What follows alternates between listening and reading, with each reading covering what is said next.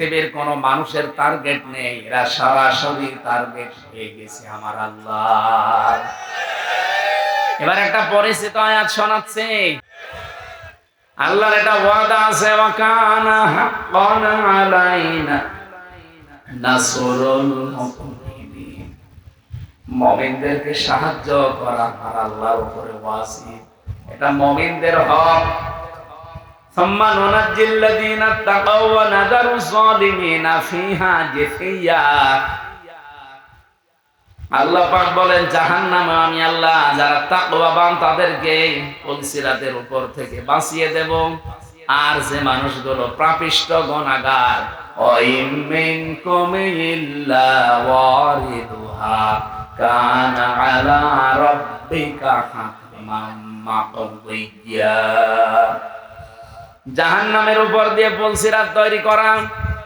মানুষ যখন মিজানের এই পাল্লা যেটা বলা হয়, এখান থেকে আপনার আমলটা আল্লাহ মাপবেন গুরুত্বের ভিত্তিতে। মাপ দেওয়ার পরে যখন বলবে পার হয়ে চলে যা, জান্নাতে যাবার আগেই এই পুলসিরাত 30,000 বছরের মতো একটা রাস্তা।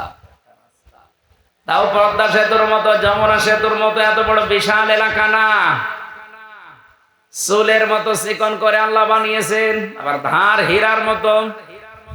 পাপিষ্ঠ মানুষগুলো কেটে কেটে পড়ে যাবে, আর যারা মুমিন তাদের জন্য এটা হক, তাদের অধিকার আমার আল্লাহর উপরে এইটা যে আল্লাহ তাদের বাঁচিয়ে দেবে। এজন্য তাকওয়া শব্দের পরে আপনি দেখবেন সম্মানুনাজ্জিল্লাযীনা তাকাও ওয়া নাযারুজ যালিমিনা ফিহা জাসিয়া। কোরআনে কারিমে আল্লাহ আয়াত দিয়ে জানাতে চাই, মুমিন যারা এই মানুষগুলোকে সাহায্য করা আমি আল্লাহর জন্য যেমন হক, আমার মুমিন বান্দাদেরও আমি আল্লাহর প্রতি একটা হক আছে। হাক্কান আলাইনা নুনজিল মুমিনিন। হাক্কান দিয়েছেন আল্লাহ, এখানে আলেম আছে কিনা জানি না। আপনি শব্দটা কিন্তু এখানে পুরোপুরি মাসদার আল্লাহ দিয়ে দিয়েছেন। হাক্কান আলাইনা, আমি আল্লাহর উপরে হক, এমনকি মুমিন বান্দাদেরও আমি আল্লাহর উপরে হক। শব্দ দুইটা বললাম না? আল্লাহ বলেন আমার উপরে হক হয়ে যায়, এবং মুমিন বান্দাদেরও আমি আল্লাহর উপরে হক। আমার উপরে যেমন হক সত্য, আমি আল্লাহর অধিকার যেমন আমার মুমিন বান্দাদেরকে আমি বাঁচাবো, আমার মুমিন বান্দাদের অধিকার আমার উপরে যে আমি আল্লাহ তাদের বাঁচাবো। আল্লাহ যে যেটা হাতে নিয়েছে, আমার যতটুকু কোরআনের উপরে বিশ্বাস, সামনে দেখবেন ইসরায়েল নামে এই অভিশপ্ত রাষ্ট্রটা পৃথিবীর মানচিত্রে আর নেই। আর কয়েকদিন যাক ওদের দাবানল কন্ট্রোল করার কোনো কিছু আর হাতে নেই। যেভাবে আগুন আসতেছে আপনি দেখেছেন ভিডিওগুলো, পাগল হয়ে যাবেন। অথচ এত উন্নত মেশিন প্রযুক্তি পৃথিবীতে আর কারো কাছে নেই। 108টা 112টা সবগুলো একসাথে চালাচ্ছে, বিমান পর্যন্ত পুড়িয়ে ছারখার হয়ে যাচ্ছে। আপনি আগুন যে লেভাবেন পানি দিয়ে, ঔষধ ছিটাবেন, স্প্রে দেবেন, দেবেন কি দিয়ে? বিমান দিয়ে, হেলিকপ্টার দিয়ে, ওইটাই পুড়ে ছারখার হয়ে যাচ্ছে।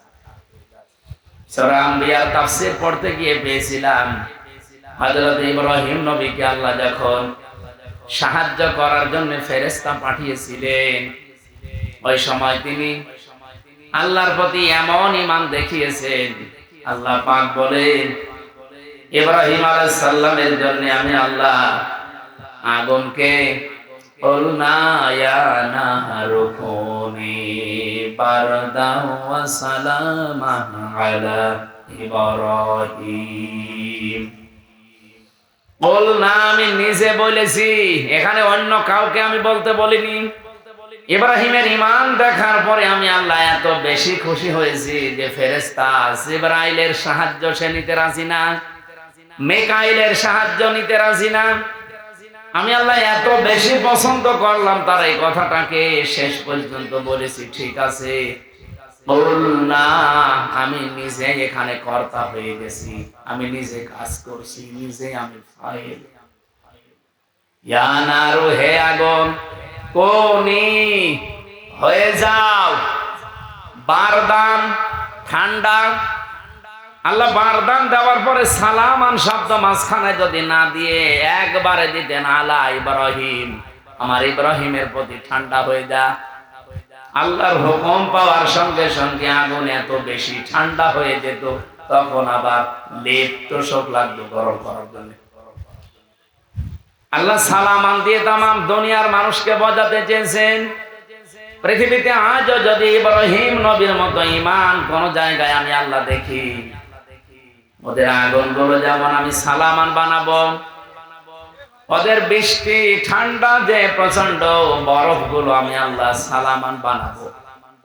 সালামান দিয়ে তাফসিরে ফি জিলালিল কোরআনে সাইয়্যিদ কুতুব লিখেছেন, এই শব্দটা যদি আল্লাহ না দিতেন, ইব্রাহিম নবী কিন্তু আগুনের ভেতরে 40 দিন থাকতে পারতেন না। এত বেশি ঠান্ডা হয়ে যেত যে থাকার অযোগ্য হয়ে যেত জায়গাটা, উনি আবার বরফ হয়ে যেতেন। আল্লাহ বলেন, যদি সালামান না দিতাম আগুনটা একটু গরম থাকতো, তখন আবার ফ্যান দেওয়া লাগতো জিবরাইল মিকাইলকে দিয়ে, যে ফ্যান নিয়ে যাও অথবা এসি সেট করো, পাখা নিয়ে যাও। না, এমন শব্দ আমি চয়ন করে লাগিয়ে দিয়েছি, সালামান মানে শান্তি, একেবারে গরমও না ঠান্ডাও না। এই জায়গাটা অন্তত আমি আল্লাহর নির্দেশ যতদিনের পরে না আসে ততদিন এটা নাতি শান্তিষ্ণ হয়ে যাও। এয়ার কন্ডিশন যেটা বলা হয়, নয় ঠান্ডা নয় গরম, এরকম একটা পরিবেশ তৈরি হও। আগের হুকুম মেনে তাই হয়েছিল 40 দিন। পরবর্তীতে হযরত ইব্রাহিমের নাতি নাতনি যারা তারা জিজ্ঞাসা করতো, দাদা দুনিয়ার জীবনে আপনি সবচাইতে শান্তি পেয়েছেন কত? উনি বলেছিলেন, এই পৃথিবীতে যতদিন আমি হায়াত পেয়েছি সবচাইতে বেশি শান্তি সুখে আরামে ছিলাম ওই 40 দিন যখন আগুনে ছিলাম। তার মানে আগুনের ভেতরেও শান্তি দিতে পারে কে? সবকিছুর উপরে যেন ওনার ক্ষমতা চলছে। ইসরায়েলিদেরকে আমার মনে হচ্ছে আল্লাহ রাখবে না, কারণ এখন এরা আর পৃথিবীর কোন মানুষের টার্গেট নেই, এরা সরাসরি টার্গেট হয়ে গেছে আমার আল্লাহ। এবার একটা পরিচিত আয়াত শোনাচ্ছে।